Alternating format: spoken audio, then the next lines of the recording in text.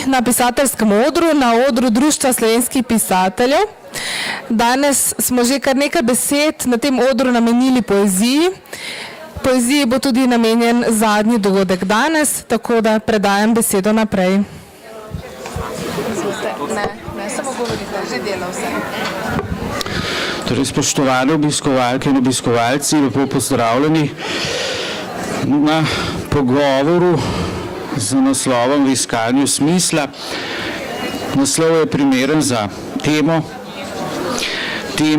ki je zelo obširna, zelo, kako bi rekel, ima zelo globoke zgodovinske korenine.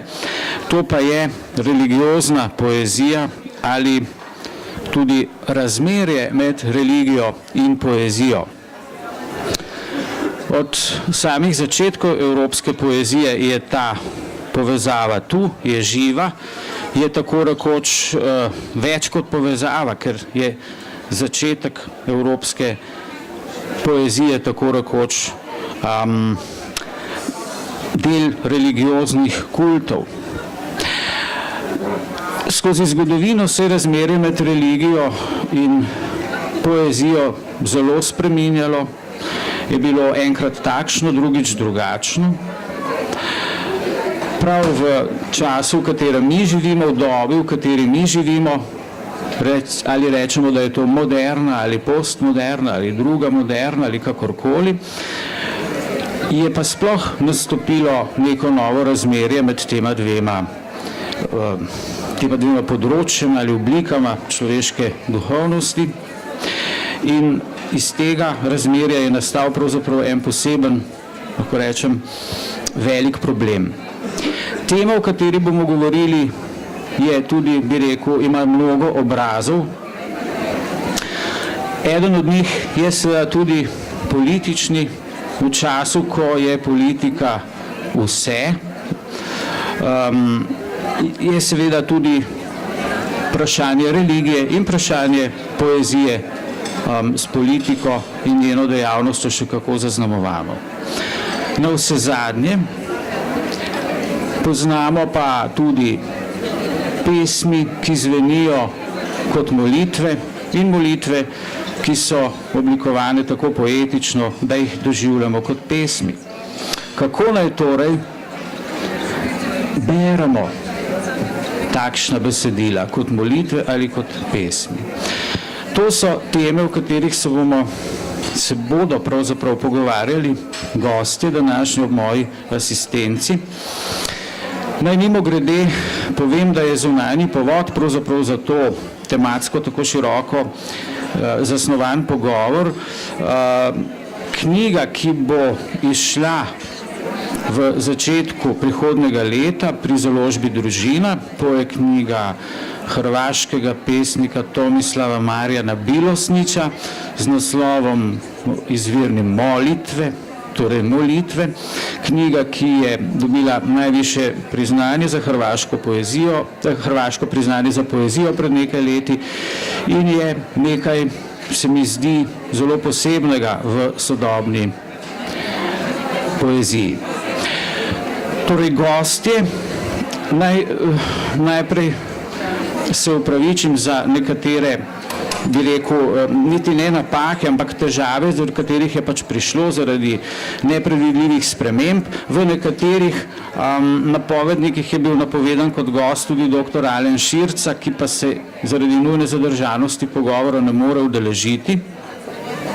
Je pa zato med nami redni profesor na oddelku za primerjalno književnost, dr. Vid Snoj, in pa oba že napovedana, tudi v napovednikih gosta, profesor France Pibernik in dr. Matija Ogrin. Mislim, da gostov ni treba prav posebej dolgo predstavljati, saj so v našem prostoru znani, ugledni raziskovalci, zlasti slovenske literarne zgodovine, pa tudi premišljevalci, relevantni premišljevalci literature in poezije in navsezadnje, čeprav nikakor ne najmanj pomembno, tudi pesniki. In to lahko rečem odlični pesniki. Začnimo torej z takim temeljnim vprašanjem, pravzaprav, kaj bi lahko rekli o zgodovinsko gledano, zgodovinski perspektivi, o izvoru poezije in religije, o njuni izvorni povezanosti. S tem vprašanjem bi se obrnil na doktorja Vida Snoja. Torej, kot si že uvodoma rekel, Brane, se zdi religiozna poezija danes nekaj problematičnega. Videti je, da je to poezija, ki je na nek način izdala samo sebe. To je videti kot poezija, ki ni čista poezija, poezija, ki se je odrekla svoji avtonomiji in se napolnila z neko drugo sebi tujo vsebino. V resnici pa ta vez med religijo in poezijo nekoč ni bila sporna. Če se ozremo v antiko, cela vrsta zvrsti grškega pesništva oziroma literature ima svoj izvor v religioznem kultu. Najlepši primer je morda grška tragedija. Atenci so namreč tragedije uprizarjali za verske praznike, ki so jih praznovali ob koncu marca in na začetku aprila, to so bili tako imenovani veliki Dioniziji, torej prazniki v čast Bogu Dionizu. No, pa tudi, če pogledamo kakšne druge zvrsti grške lirike, cela vrsta med njimi jih ima spet izvor v religioznem kultu, naprimer himne. Himne so nastajale v čast bogovom in so se tudi pele na praznike, ki so jim bili posvečeni. Pa ne samo himne, tudi hvalnice, namenjene pomembnim ljudem, so ohranile vez z religijo, recimo pesniki, ki so take hvalnice, enkomije, pinike in tako naprej zlagali, so te ljudi povezovali z miti o bogovi, miti o mestih, o ustanovitvih mest, pripisovali so tem ljudem božansko poreklo in tako naprej. Če se po drugi strani ozremo od Grkov k Judom, je stvar, kako bi rekel, ne popolnoma podobna, ampak vendarle je seveda tudi tam absolutno obstajala vez med religijo in poezijo. Tako rekoč vsa velika literatura, ki je nastala pri Judih, je našla svojo pot v njihov sveti tekst, v sveto pismo, hebrejsko Biblijo.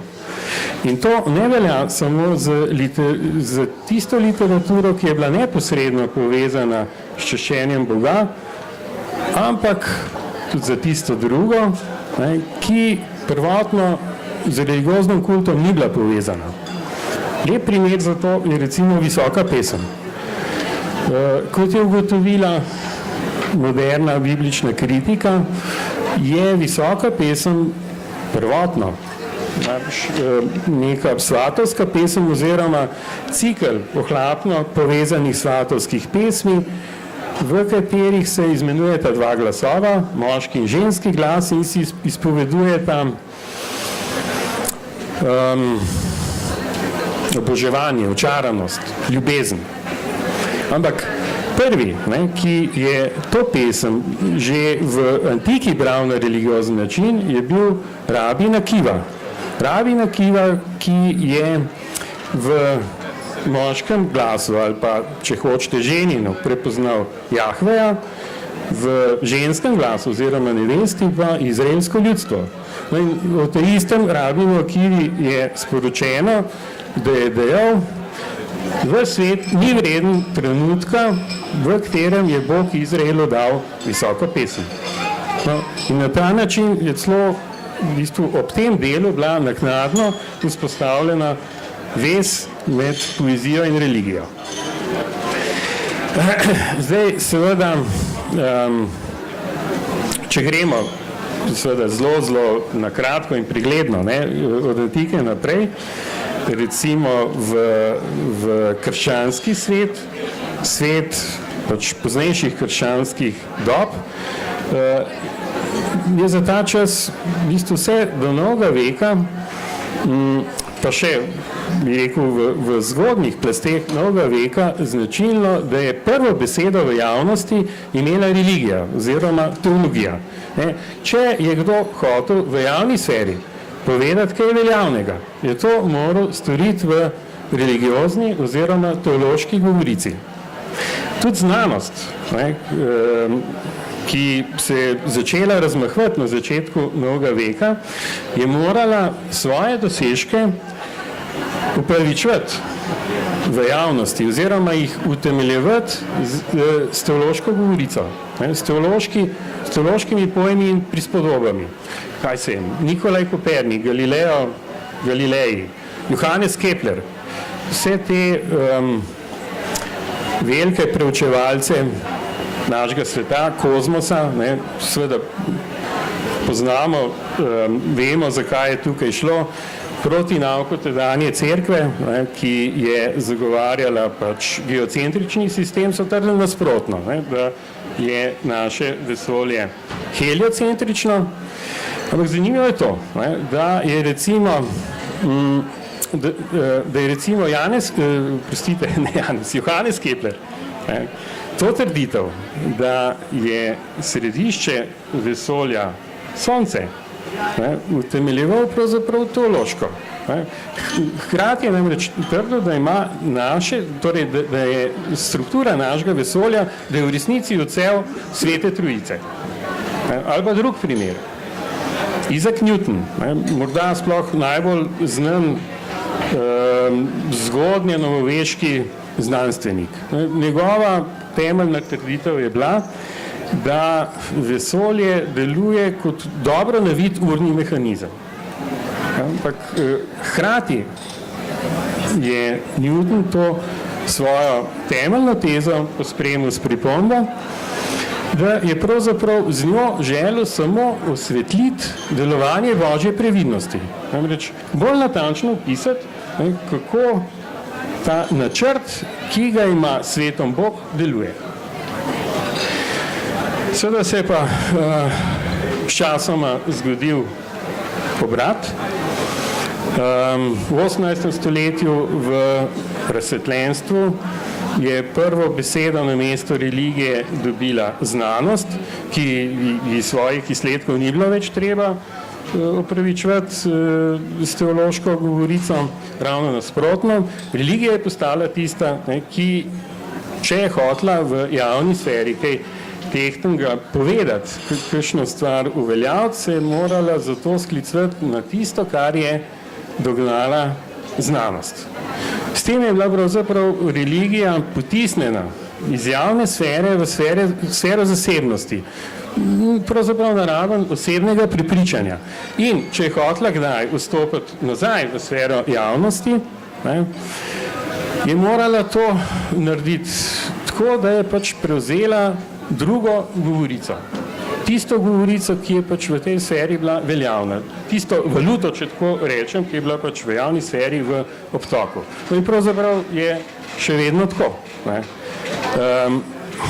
Če skuša religija v javni sferi danes kaj povedati in hoče biti pri tem slišana, potem mislim, da največkrat uporablja nekakšno govorico morale, ki je sprejemljiva za vse, tudi za nereligiozne ljudi. Se pravi, mora sebe tako rekoč prevajati v neko drugo govorico, da bi pač tisto, kar govori, dobilo težo. Če se nakratko recimo ozrem še na mesto poezije v javnosti.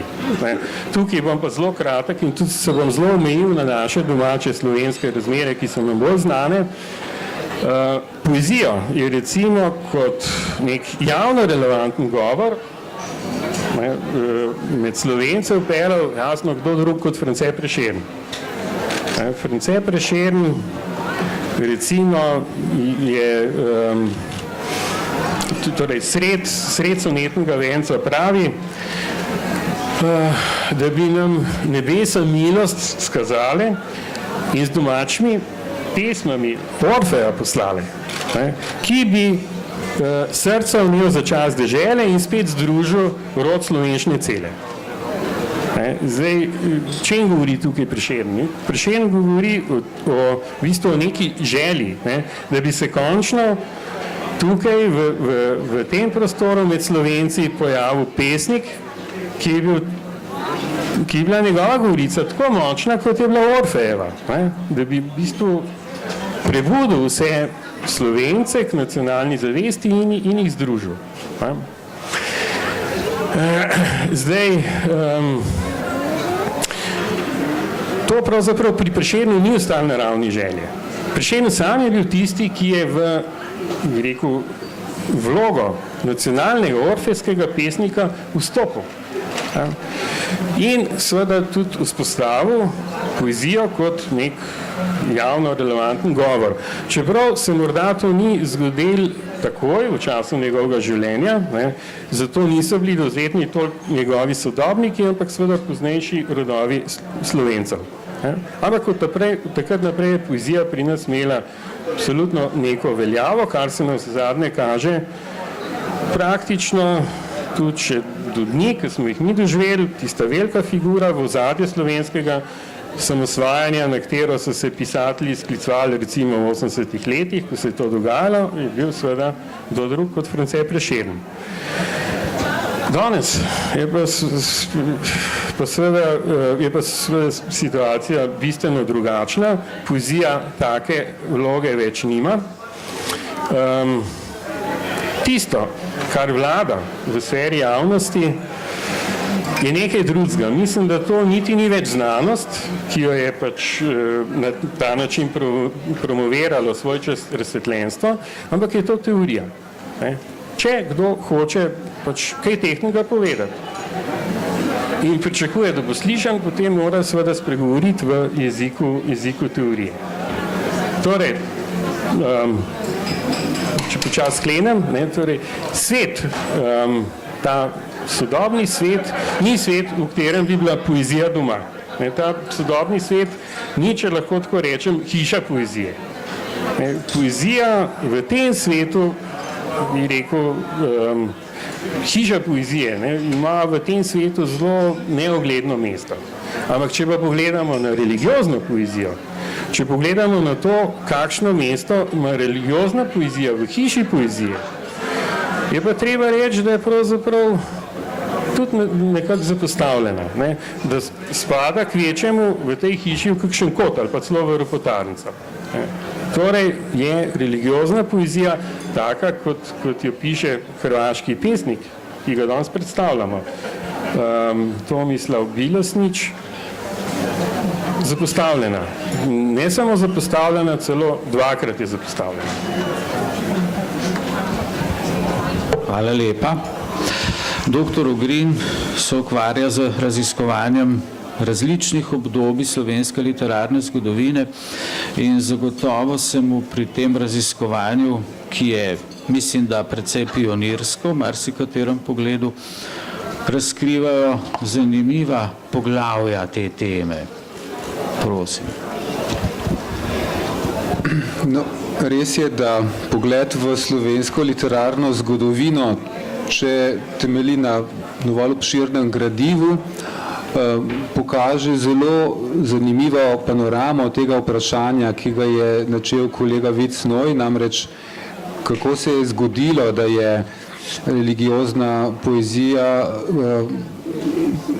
šla v nekakšno zakotje in izginila za nekakim zatrepom življenja, ko pa nam historično gradivo slovenskega slovstva kaže neko sjajno pot, čisto drugačno perspektivo na to življenje religiozne poezije, ker smo pravzaprav Slovenci dobili nekatere temeljne poetične tekste, pesniške tekste, že s cerkveno pesmijo v srednjem veku, to so pač znane pesmi kot velikonočna, nekatere božične, in marijanske zlasti.